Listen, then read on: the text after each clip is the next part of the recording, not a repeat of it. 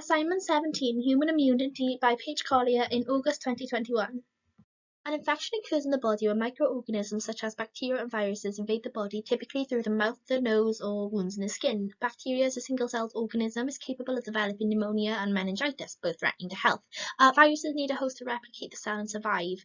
Diseases developed by viruses include the common cold, the chickenpox, and also known the well-known coronavirus.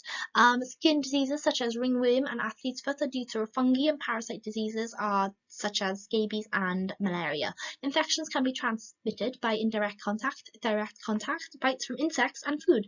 Indirect spreading of infection occurs when the bacteria or virus is transmitted from a surface from another individual by touch and transfer that into their own body. It is thought that the virus can survive indoors for several days, but the ability to cause infection does decrease over time. Insect bites can transmit infection diseases via carriers known as vectors. This is the common transfer method for mosquitoes and ticks. Food becoming contaminated through bacteria such as E. coli cause food poisoning and make a person feel very, very poorly. The body has three lines of defenses to protect our bodies and its organs from infections. The innate non-specific defenses are mechanisms such as function to prevent pathogens from entering the body or function to eliminate the potential infection invader. These defenses are genetically programmed and occur autonomously. The skin is the most prominent physical barrier. The epidermis of the skin is a waterproof covering preventing penetration of microbial organisms, chemical irritants, and toxins. Should the skin become grazed or cut, it will heal quickly by itself by forming a scab and act as a temporary barrier whilst underneath heals. The skin's saltiness and the presence of natural flora are also innate defenses, and these conditions do not provide the correct environment for bacteria to reproduce. The body can also fight off microorganisms using enzymes found in the secretions of the internal mucous membranes. Membranes are responsible for preventing infection agents, pathogens, and allergens, whilst allowing nutrients to pass through. Stomach acid, pancreatic enzymes, bile, and intestinal secretions can all be found in the gastrointestinal tract, known as the GI tract, and each provides chemical barriers against infections. Movement of chyme through the digestive system via peristaltic contractions also help to remove microorganisms which can cause harm to the body. Pathologists believe that 70% of the immune system is located in the GI tract, which demonstrates how important it is to live a healthy lifestyle and a healthy gut. Pathogens can also enter the body through the nose, which is why we have nasal cavities which are coated with a sticky mucus that traps the microorganisms before they can travel into the body. However, this is not 100% effective all the time, so humans do have tiny projectors called cilia on the lining of the airway, which sweep up the particles to the throat, where they are then swallowed into the stomach. The urinary tract in females can be susceptible to infection, although it has effective barriers to infections. The female urethra is short and can provide a channel for external bacteria to travel into the body. Though most bacteria will be flushed out when the bladder empties, this is in both female and male. When injury happens, the body produces an inflammatory response, which is the immune system responding to damage or infection involving a number of cellular events. Physical effects include dilation of blood vessels, forming gaps in the cell wall, enlarging blood cells to pass through, increasing the blood flow and producing inflammation. The site may appear swollen and may feel warm in temperature. This is due to extra blood and proteins attached to the infection and is often painful due to the inflammation. Inflammation is one of the second line of defenses and is essential due to isolating the area, stopping the damage from spreading whilst promoting the healing. In this diagram on this slide, we can see an example of where the skin has been damaged and chemical signals have been released to the cells to alert the phagocytes, or more specifically macrophages, to move to the area to absorb the bacteria into the vesicle, known as phagosome. This process is known as phagocytosis, which is the second line of innate defense. Phagocytosis. The phagocyte fuses with the lysosome and a phagolysosome is produced. This is filled with digestive enzymes destroying the contents, and at the process of phagocytosis, the macrophages develop into monocytes when the inflammation happens and are essential due to an immune system. Vital for our life, macrophages are variation of cytokine cells, which the body from microbial infection by blocking and destroying pathogens. This section will cover the understanding of specific immunity. Cytokine is are complementing proteins by various cells that enhance the immune response through signaling, mediating inflammation and immunity. There are more than 30 proteins in total activated when triggered by a pathogen. For example, they interact with one another and create a cascade of reactions, attracting phagocytes involved in the removal of unwanted particles, initiate inflammation, and produce proteins to attach to invading organisms. Antigens are molecules found inside the pathogen and often help the pathogen to enter the body. Antigens cause the immune response to communicate with the body to the cells to whether that there is an attack. Macrophages accompany antigens, but neutrophils do not. So, neutrophils are the most abundant white blood cells and are the first to reach the infected injury. The medium-sized cells attach to the walls of the blood vessels and block germs from accessing the bloodstream. Monocytes become macrophages that carry out the phagocytosis process. A description of the immune cells can be seen in this slide. Lymphocytes are another type of white blood cell which can be found in the lymphatic tissues around the body. There are two types of lymphocytes. This is T cells and B cells. T cells mature in the thymus gland. They function to help destroy any problematic cells like pathogens or damaged cancerous cells. Helper T cells are the most common type of T cells. They regulate the immune functions in the body by releasing lymphocytes that stimulate other T cells to grow and attack any foreign bodies. B cells mature in the bone marrow and produce antibodies or immunoglobulins when activated. The plasma cells are a type of B cells that secrete antibodies in the circulatory system to provide immunity, and the memory B cells store the memory of specific antigens in the lymph nodes to be used again if they are required. Immunoglobulins have many functionalities, including recruitment of immune cells, neutralization of toxins, and removal of antigens. As you can see on the slide, there is a chain of immunoglobulins. They have an arrangement of Y shape, and the smallest chain are arranged and have the ability to bind to other antigens. The immunoglobulin has its name due to the heavy chain they have. The common variation of immunoglobulins are shown on this slide. The IgG are the most common immunoglobulin. It is only this immunoglobulin that can be passed from mother to baby via the umbilical cord and the placenta. This passes on protection.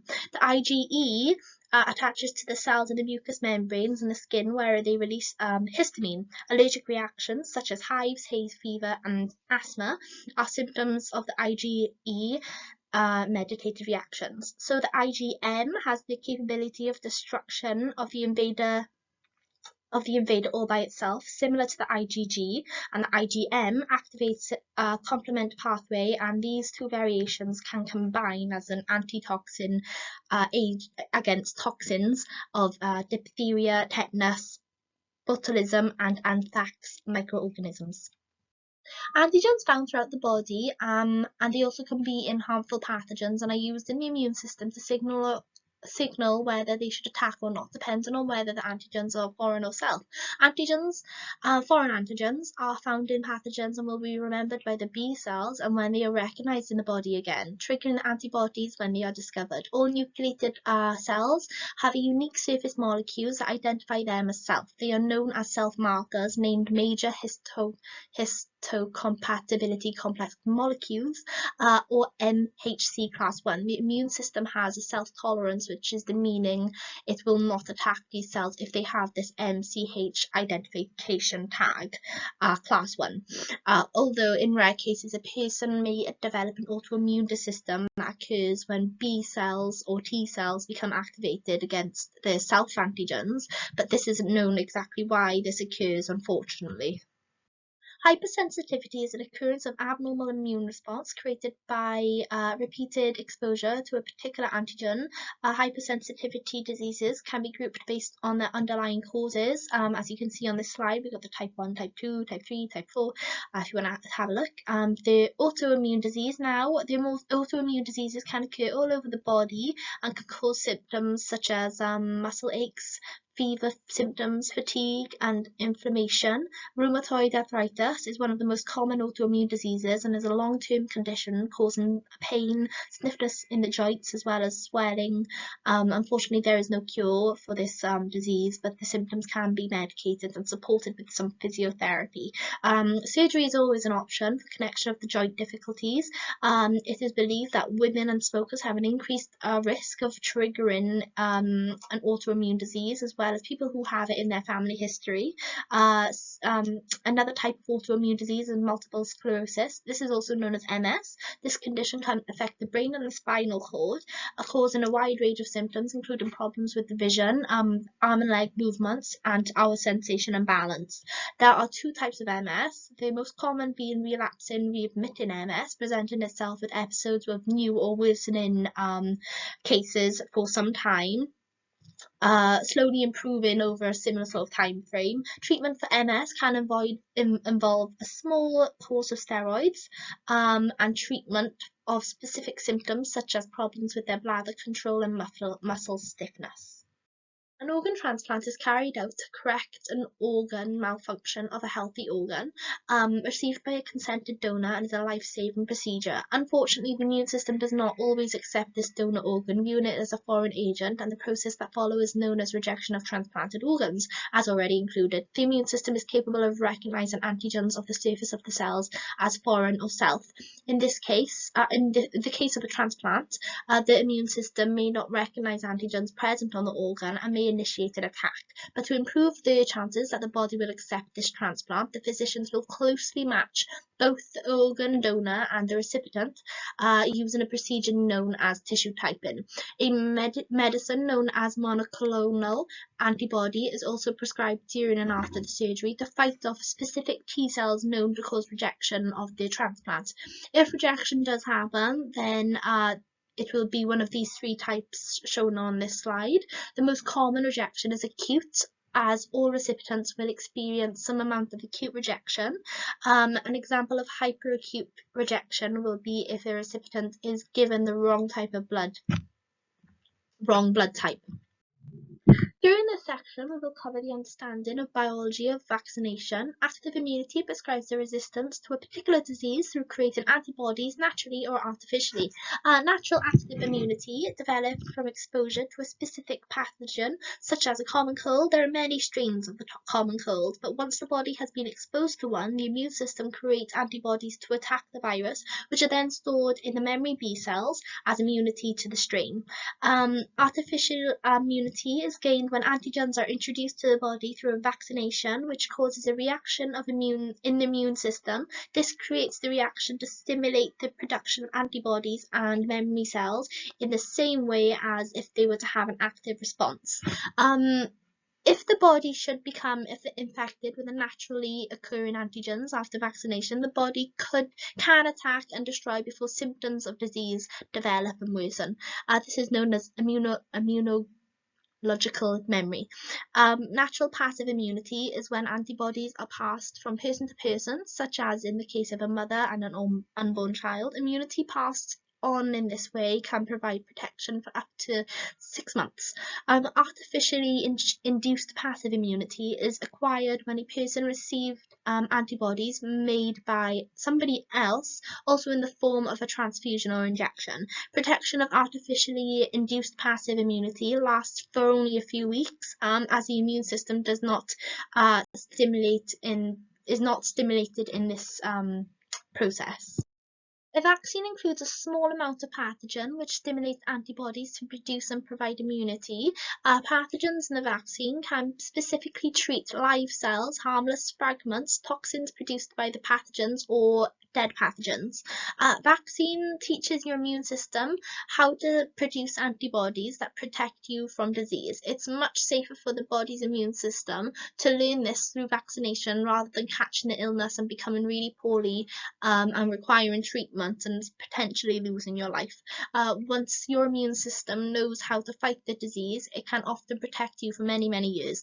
The first time the pathogens is fought in the body, the process that occurs is known as primary response. The lymphocytes identify the antigen, and it takes time for the plasma cells to produce appropriate antibodies. Often symptoms will take hold of the body during this period. If the body encounters that pathogen again, the body will react with a secondary response, which is significantly faster than the initial response. When the memory cells can rapidly distinguish the pathogens and produce the required antibody to fight off antigens before the symptoms occur. Measles is described as a highly infectious viral disease which can lead to serious complications such as pneumonia. This shows in this slide cases of measles in England and Wales from 1940 to 1995 recorded. As indicated on this chart, the first measles vaccination was introduced in 1968. Fortunately, this had a dramatic impact. A second vaccine containing measles pathogen known as the MMR was introduced in 1988, causing a further decrease in infections. Statistics from Public Health England show that no more than 2 people per year have died from measles from 1999 to 2017. Between 1995 and 1999, a total of 10 people have died from the ages 10 plus. In an article for the Vaccine Knowledge Project, it is claimed that the number of children receiving the MMR vaccine did decrease in the 2000s, and this decrease is blamed for several outbreaks since this time. According to the article, in 2016, cases of measles was documented in 2012, and 1,287 were recorded in the first 6 months of 2013. In 2017, Michelle Roberts, health editor of the BBC News, published an article regarding a rise in measles cases in the UK and suggested that more parents are disapproving of the vaccine for their children despite extensive public health campaigns. Michelle Roberts claims a publication by Andrew Wakefield claimed that the MMR and autism could be seen to link with one another, which is the reason why vaccinations dropped. Herd immunity is a mode of passing immunity for members of the community who cannot be vaccinated, such as newborn or people who are vulnerable, without them needing to come into contact with the pathogen naturally or artificially. The concept of herd immunity arises from the belief that the majority of the population are protected with the vaccine or natural immunity. It is less likely then that the infection will spread. There are several complications that can happen during the outbreak before the population can reach a level of immunity high enough to reach herd immunity. Pathogens, for example, can present themselves in different variants of antigens that make it difficult for the body to protect all the specific antigens, plus the pathogens have antigenic variability, and this provides the same problems as antigen variants, transmittability, and the severity of the microbes in the pathogen can also affect the threshold of the vaccination required to provide this herd immunity, due to some infections being transmitted simply from person to person, and some demographics suffer more than others. Herd immunity is considered more difficult to achieve in current times as the world is more connected than ever, making us vulnerable to global pandemics, which we are all quite familiar with at the moment with the knowledge of COVID-19. The World Health Organization, which is WHO for short, states that without the very vaccines, we are at risk of fatal illness and disability of diseases like measles, meningitis, pneumonia, tetanus, and polio. The WHO estimates that vaccines were approximately saving 2 to 3 million lives annually. In 1979, WHO declared that smallpox had been eliminated by worldwide immunization program, as well as polio has not been seen in Europe since the year 2002. Another example of worldwide vaccination program is the COVID-19, which is first identified in the late months of 2019. Vaccines begun in December of 2020. This is ongoing. Fully vaccinated people are at 40.7 million in the UK, and 88 single million doses have been given. The vaccine programs included for the children in the UK include 11 vaccinations, which include diseases diphtheria, tetanus, measles, mumps, rubella, and influenza. The vaccinations will be given predetermined stages of the child's life. This can be done by the GP, the health visitor, or the nurse. But to up the vaccine uptakes, the pharmacists have been introduced to the medical professionals to administer the vaccines. This is thought that it would make it easier for adults with carer and family commitments to find the time to attend the clinic to get the vaccinations. In the recent document produced by the UK government, Scientific Advisory Group for Emergencies, factors including COVID-19 vaccine uptake and among minority ethnic groups were listed. The research analysis paper states that reported the vaccine uptake has been lower in areas with high proportion of this minority ethnic group population. Speculations made that the barriers to the vaccine intakes include perception of risk, low confidence, distrust in the vaccine and the vaccine producers, inconvenience and lack of endorsements, and also the lack of knowledge or the lack of commitment to the communication from the providers. That concludes my presentation. Thank you for listening.